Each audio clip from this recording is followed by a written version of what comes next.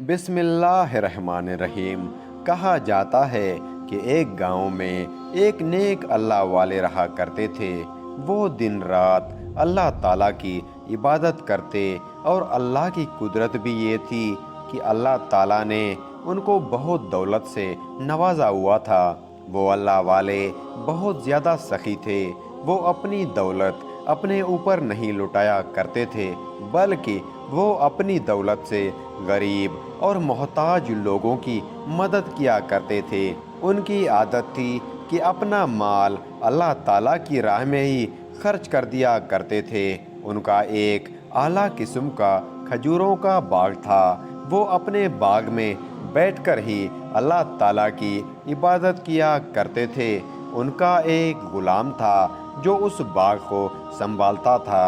ایک دن وہ اللہ والے اللہ تعالیٰ کی عبادت میں مصروف تھے کہ ان کی نظر اچانک اس غلام پر پڑی کہ یہ غلام کس طرح اپنی محنت کر رہا تھا۔ انہوں نے دیکھا کہ وہ غلام درخت کے اوپر چڑھتا، درخت کے اوپر سے تمام کھجوروں کو توڑ کر نیچے پھینکتا، نیچے اتر کر ان تمام کھجوروں کو اکٹھا کرتا، ان کھجوروں میں سے صحیح کھجوریں علیحدہ کرتا اور گلی ہوئی کھجوروں کو سائیڈ پہ رکھ دیتا اور صاف کرتا، ایک جگہ پر رکھ دیتا۔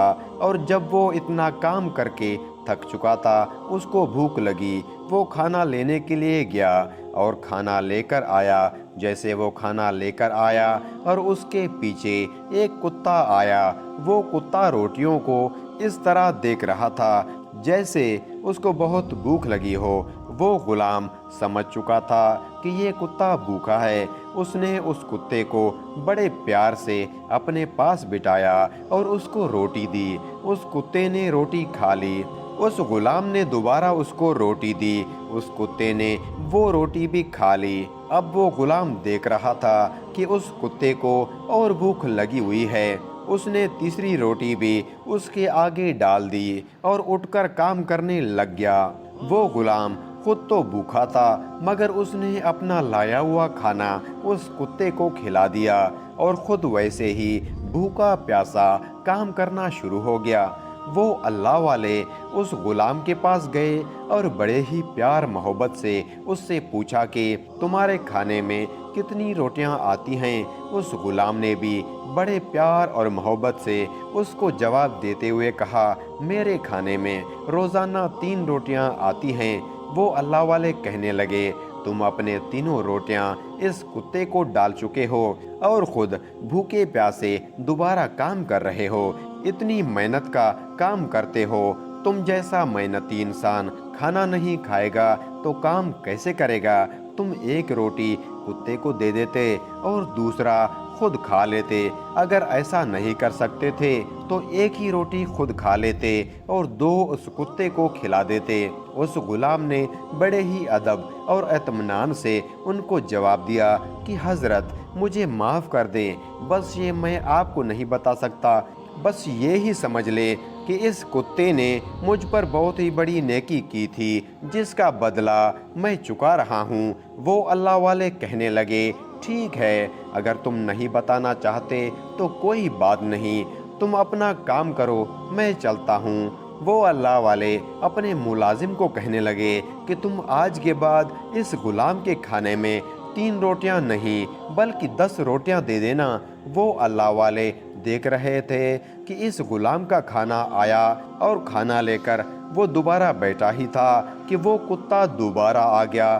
وہ کتا روٹیوں کو دیکھنے لگا اور غلام نے بڑے ہی پیار سے اس کتے کو اپنے پاس بٹھایا اور روٹیاں اس کو ڈال دی۔ جب اس کتے نے ایک روٹی کھائی، دوسری روٹی کھائی اور اس نے اس کو تیسری روٹی بھی ڈال دی اور آہستہ آہستہ وہ کتا 10 روٹیاں ہی کھا گیا۔ اب وہ اللہ والے اس غلام کے لیے اور زیادہ پریشان ہو گئے کہ آخر اس کتے میں ایسا کیا ہے؟ کل بھی اس نے اس کو 3 روٹیاں کھلا دی اور آج پوری 10 روٹیاں کھلا دی اور آج پھر یہ بھوکا پیاسا کام کر رہا ہے۔ کتا ابھی بھی وہاں بیٹھا ہوا تھا اور وہ غلام اپنے کام میں مصروف ہو گیا۔ وہ اللہ والے باغ میں گئے اور جا کر کہنے لگے کہ آج تو تمہیں بتانا ہی پڑے گا، آخر تم خود کو بھوکا پیاسا رکھ کر اس کتے کو سارا کھانا کیوں کھلا دیتے ہو؟ وہ غلام رونے لگا اور کہنے لگا کہ آپ مجھ سے نہ پوچھئے۔ وہ اللہ والے کہنے لگے کہ بیٹا، اتنا سخی انسان میں نے آج تک نہیں دیکھا، آج تمہیں بتانا ہی پڑے گا۔ وہ غلام خاموش ہو گیا۔ وہ اللہ والے سمجھ چکے تھے کہ آج پھر یہ مجھے کوئی بات نہیں بتانے والا۔ انہوں نے اس غلام کو کہا، ٹھیک ہے، تم مجھے نہ بتاؤ، یہ تمہارا کتا ہی مجھے ہر بات بتائے گا۔ وہ غلام حیران ہو گیا اور سوچنے لگا کہ یہ کتا کیسے بتا سکتا ہے۔ وہ اللہ تعالیٰ کے ایک نیک بندے تھے۔ انہوں نے 2 رکعت نماز ادا کی اور اللہ تعالیٰ کے حضور دعا کی اور ایک آیت پڑھ کر اس کتے کے اوپر پھونک دی اور وہ کتا اللہ کے حکم سے بول پڑا۔ اللہ والے اس کتے سے کہنے لگے کہ کیا تمہیں ترس نہیں آتا؟ تم اس کے ساری روٹیاں کھا جاتے ہو اور وہ خود بھوکے پیٹ کام کرتا ہے۔ وہ کتا رونے لگا اور کہنے لگا، سارا دن بھوکا پیاسا پھرتا رہتا ہوں، اس کے علاوہ مجھے کہیں سے کھانا نہیں ملتا۔ اس کے پاس جو بھی کھانا آتا ہے یہ مجھے سارا ہی کھلا دیتا ہے اور میں کھانا کھا لیتا ہوں۔ وہ اللہ والے کہنے لگے کہ تم اس کو کیسے جانتے ہو؟ وہ کتا بولا، یہ بہت ہی چھوٹا تھا، میں اس کو تب سے جانتا ہوں۔ وہ اللہ والے حیران ہوئے اور بولے، ایسا کیسے ہو سکتا ہے؟ وہ کتا بولا، آپ کا یہ غلام میرا بیٹا ہے۔ وہ اللہ والے ایک دم حیران ہو گئے اور ان کے منہ سے بے ساختہ نکلا، اللہ اکبر، تم یہ کیا کہہ رہے ہو؟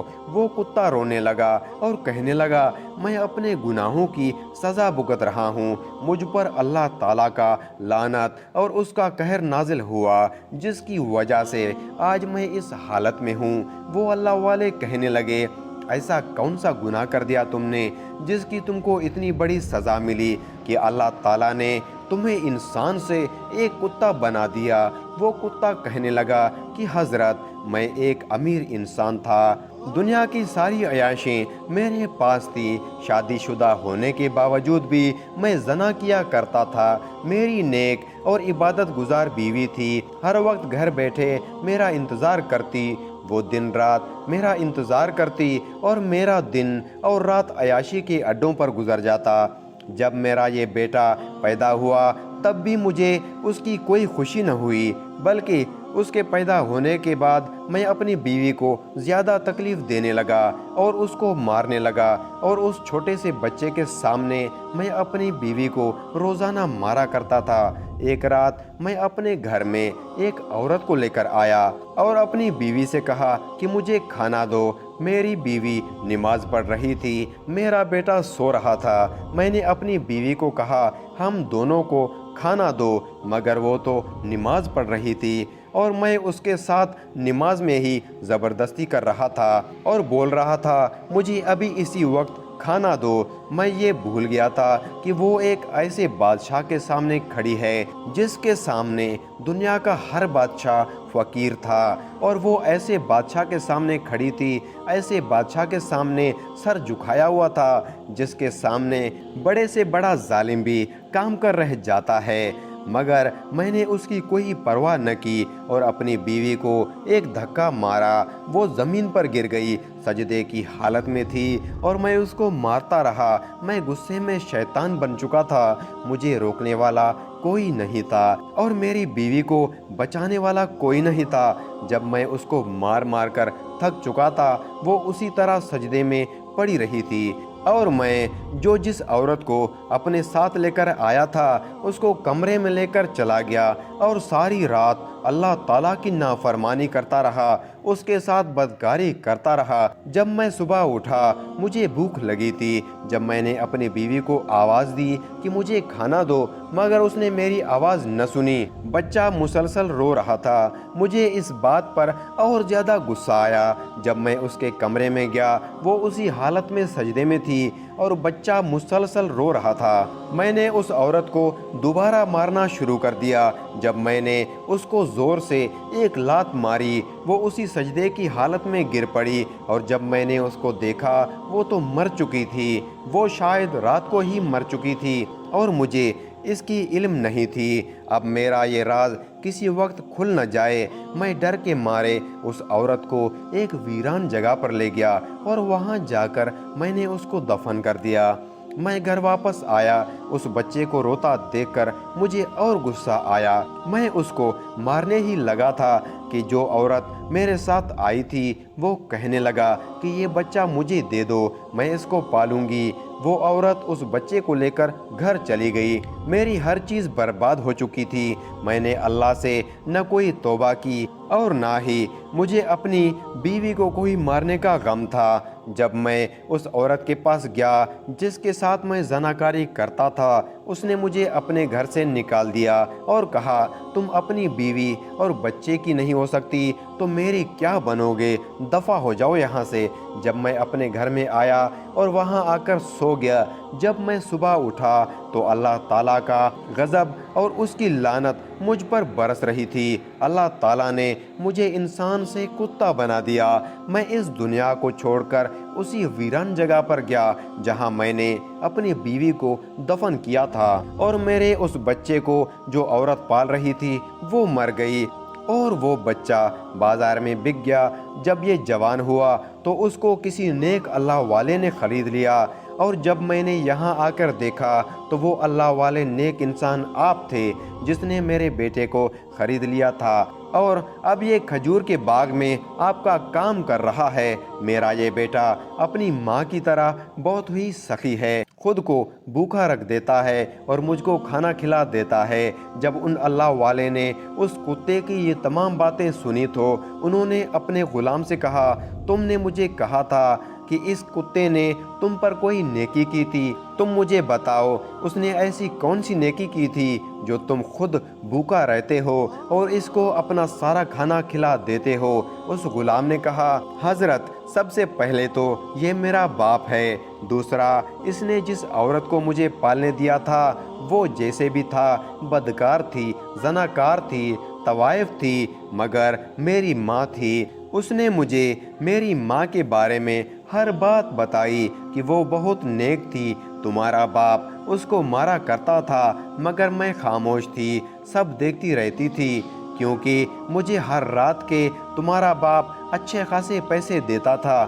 مگر جب اس رات اس نے اپنی بیوی کو قتل کر دیا تب مجھے اس سے نفرت ہو گئی اور میں تمہیں لے کر اپنے گھر میں آ گئی اور تمہارے باپ کو اپنے گھر سے نکال دیا، اور اللہ تعالیٰ نے تمہارے باپ کو اس کے کیے کی سزا دے دی ہے۔ وہ دنیا میں ذلیل خوار کسی کتے کی شکل میں ذلیل ہو رہا ہے۔ شاید تم جیسے نیک ماں کے بیٹے کو پال کر میں اپنے گناہوں کو بخشوا سکوں۔ وہ آخری وقت بھی مجھے یہی کہتی رہتی بیٹا ہمیشہ سخی بننا، کسی کو تکلیف نہیں دینا، بس یہی وجہ ہے کہ اپنے باپ کا احسان مانتا ہوں۔ یہ سارا واقعہ سن کر اللہ والے کی آنکھوں میں آنسو آ گئے اور کہنے لگے تمہارے باپ نے تمہارے ماں کے ساتھ انتہا کی زیادتی کر دی اور اس پر بہت ظلم کرتا رہا، اور آج تم خود بھوکا رہ کر اس کو کھانا کھلا دیتے ہو۔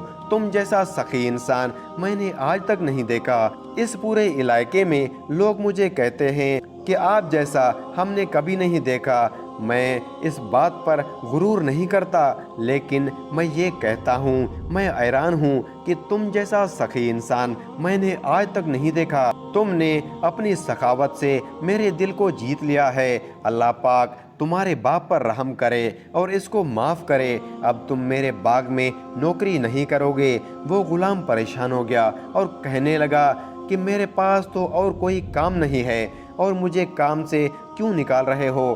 وہ اللہ والے کہنے لگے کیونکہ اس باغ میں تمہاری جگہ کوئی اور نوکر کام کرے گا۔ اس نے کہا میں کہاں جاؤں گا؟ وہ اللہ والے کہنے لگے کہ تم اس باغ کے نوکر نہیں بلکہ اس باغ کے مالک بنو گے۔ وہ اللہ والے اپنے سر کو سجدے میں رکھ کر اس کے باپ کے لیے دعا کرنے لگے کہ یا اللہ تو اس کو اس کے کیے کی سزا تو دے چکا ہے، اب اس کو معاف کر دے اور ایک نیک انسان بنا دے۔ اور اللہ والے نے اس کے لیے بہت دعائیں کی مگر ان کی دعا قبول نہ ہوئی۔